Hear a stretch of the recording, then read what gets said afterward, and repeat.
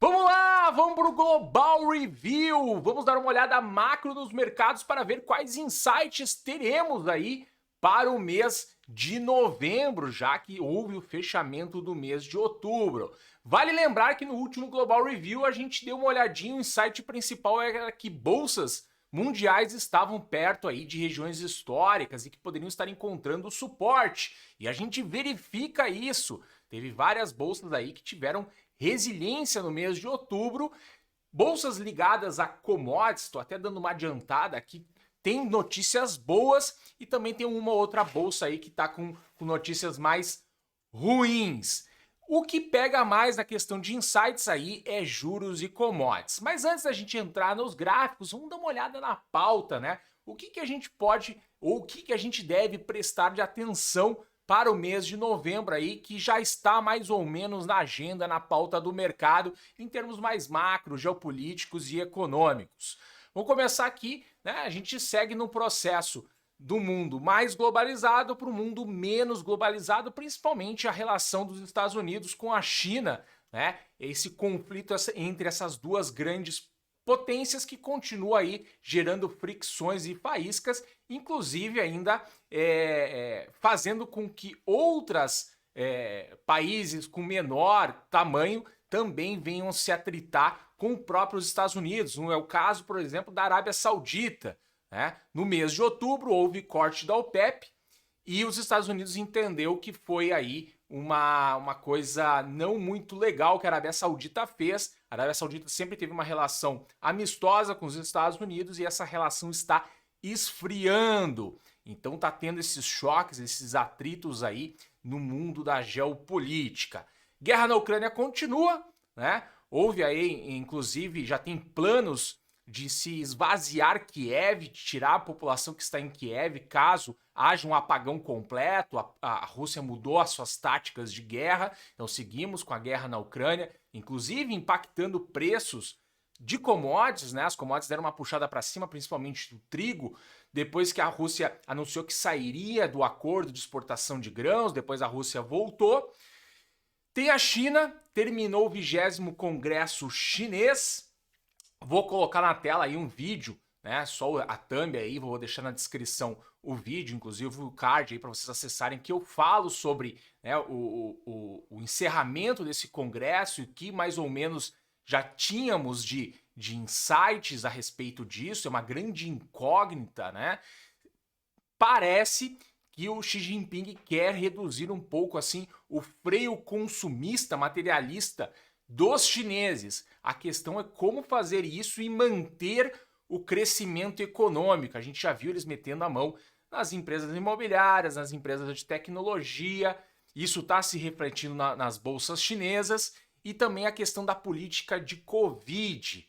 Tá? Então está se esperando qual vai ser aí o direcionamento econômico chinês, né, que vem aí diminuindo gradativamente o seu crescimento, e a questão da política de Covid, que é no curto prazo aí um aumento de atividade econômica. Inclusive saiu alguns boatos na semana passada, inclusive mexeu com os mercados, que haveria aí um relaxamento das regras.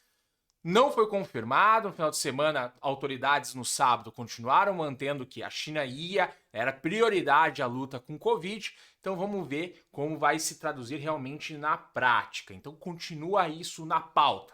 Temos eleições americanas agora, dia 11, eleições de meio de mandato, onde vai ter os novos deputados e vai se trocar alguns senadores. A grande questão é o que o Biden vai ter, se ele vai ter as maiorias ou não vai ter.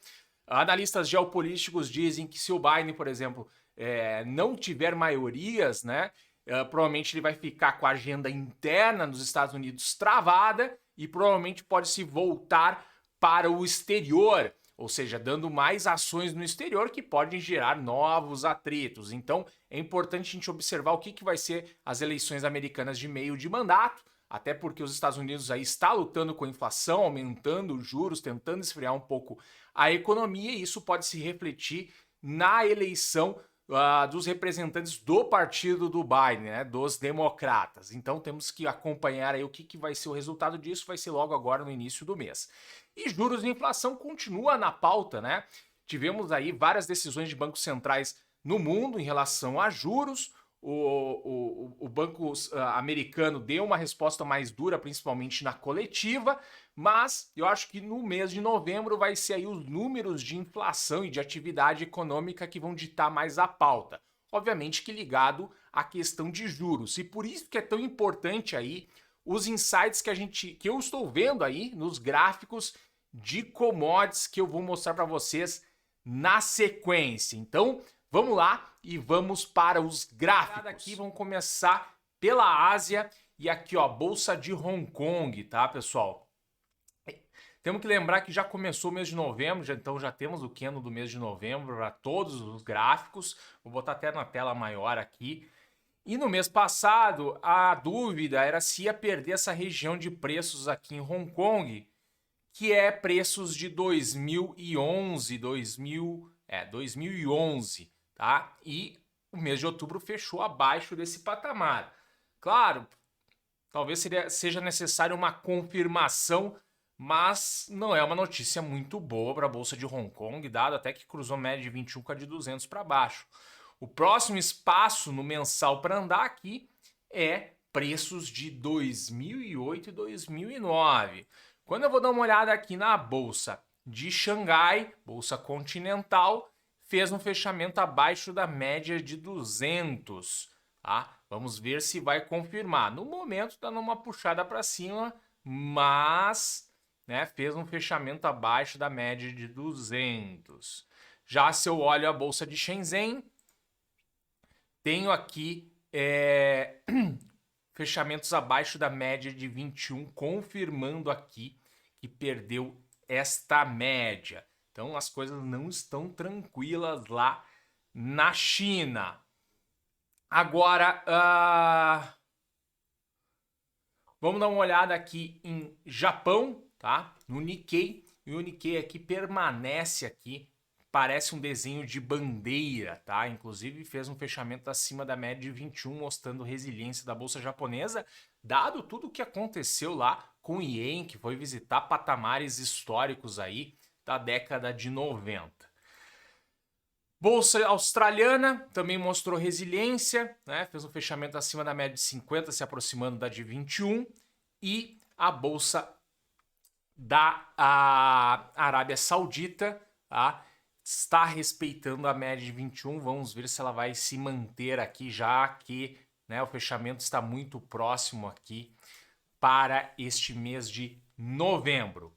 Vamos seguir aqui, vamos falar um pouco de FTSE, tá? E aqui começa as surpresas de resiliência, principalmente nas bolsas europeias. A gente sabe que as empresas, as grandes empresas europeias, tanto do FTSE, quanto do DAX, quanto do Euro50, são empresas que têm operações globais. Tá? Então são empresas muito sólidas. Tá? E acho que isso está refletindo aqui na bolsa. Por exemplo, o FTSE fechou aqui acima da média de 50, não confirmou que ia perder essa média, ainda abaixo da de 21. Vamos ver se fecha o mês aqui para cima. Tá? DAX também fechou aqui para cima da média de 50, nem veio visitar essa região de preços de 2020. O Euro50 respeitou, bate na média de 200 e fecha acima da de 50. Então temos aí notícias boas para as bolsas europeias, Suíça, Holanda, inclusive aqui a própria bolsa francesa chega a fechar acima da média de 21. Será que vai confirmar esse próximo mês agora de novembro? Aí vamos para os Estados Unidos. Deixa eu botar isso aqui. Ah, tá bem em cima ali. Deixa eu fechar o point to fix aqui. Os Estados Unidos. Houve aqui, ó, pelo Wilshire, que é um índice que ele acompanha 4.500 empresas americanas, houve um fechamento aqui acima da média de 50 e não confirmou, por este candle aqui, que perdeu a média. Na verdade, já tinha tido fechamentos anteriores. Esse aqui confirma que perde a média, mas este aqui não está confirmando o último candle do mês de setembro, respeitando aqui uma região de preços que a gente pode dizer que é um suporte aqui, que são máximas de 2018 e 2020. Legal? Então respeitou aqui essa região de suporte, veio para cima. Quando eu olho o Russell, que são as 3.000 maiores empresas dos Estados Unidos, ainda parece que tem aqui uma possibilidade, ou é um canal de baixo, ou até uma bandeirinha, dependendo como a gente ver isso aqui, tá? Ainda está aqui dentro, respeitou média de 50.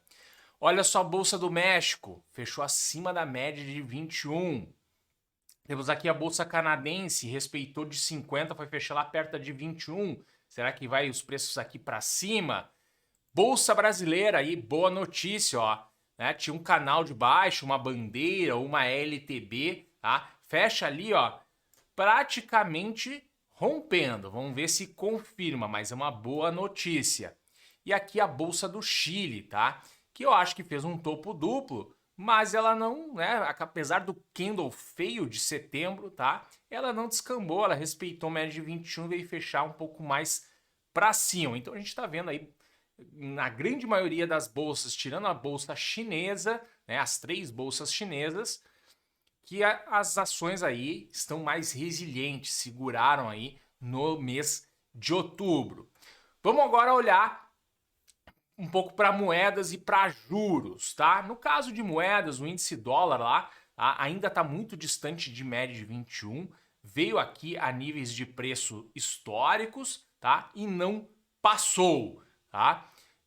Tá todo alinhado para continuar subindo, tá? Mas vamos ver aqui se ele vai ou se aproximar mais da sua média ou ele vai continuar subindo. O dólar contra o real, ele fecha o mês de setembro, né, na verdade, de outubro, desculpa, levemente abaixo da média de 21. A gente pode dizer que fechou alinhado, tá? Eu ainda vejo essa possibilidade de bandeira aqui. Tem que ver como é que vai ser esse fechamento, se vai se confirmar abaixo da média de 21 ou não, tá? Ainda esse desenho de bandeira aqui eu acho que prevalece, está válido. Bitcoin tá fechando abaixo da média de 50 lá, pouca volatilidade, pouco movimento e não perde essa região de preços, tá? Vamos ver o que vai ser do Bitcoin. O Bitcoin nós temos aqui uma sugestão de um desenho de um M grande, tá? E para mim o desenho se completaria aqui em torno de 13 mil. Vamos ver se ainda vai, como é que ele vai se comportar aqui, já que ele não está, né, querendo perder essa região de preços, mas os preços ainda estão trabalhando abaixo da média de 50 do mensal. Vamos dar uma olhadinha aqui nos Treasuries de 10 anos dos Estados Unidos, que tem uma coisinha aqui, deixa eu botar aqui, ó, é se ele vai cruzar a média de 21 com a de 200, tá? Ele superou aqui preços de 2010 e 2009, adentrou aqui dentro dessa região e bateu cabeça em preços de 2008.